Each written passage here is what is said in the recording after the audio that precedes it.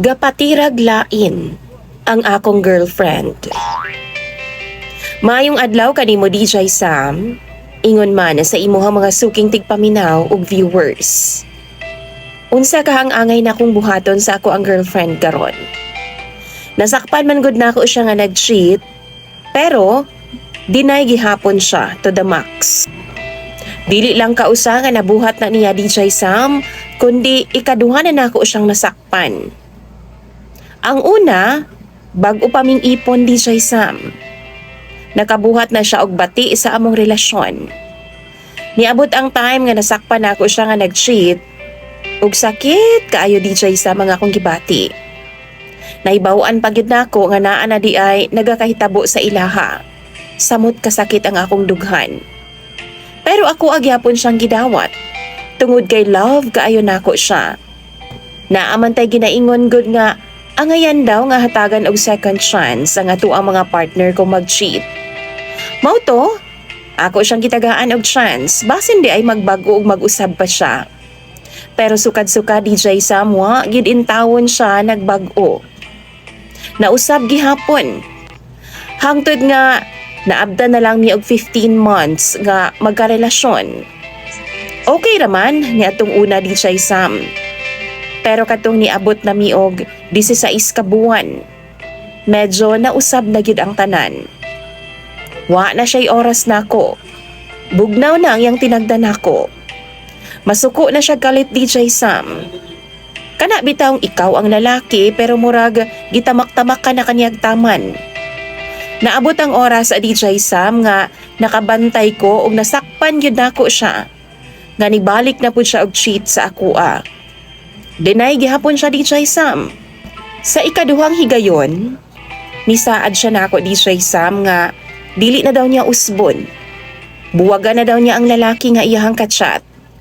Pero sa dihang nananghid siya nga mag-charge lang daw siya DJ Sam. Abi na kog tinuod to. Pero nagduda gihapon ko DJ Sam. Giingnan nako siya. Sure gyud ka nga mag-charge ra ka? Nitando pud siya DJ Sam.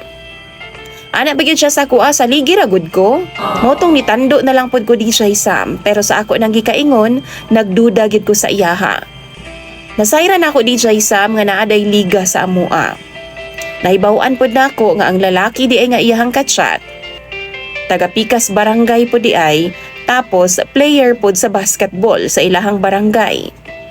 Nagduwa pud di ay DJ Sam sa amuang lungsod. Unya, pag adto nako sa gym, nakita na ako siya dito.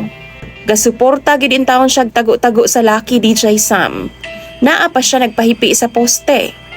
Abi siguro niya DJ Sam nga di nako siya makita. Kaso nakita na ako siya silang duha sa iyang igagaw. Mao to gichatan ako iyang igagaw DJ Sam, gipangutanan nako kung asa sila.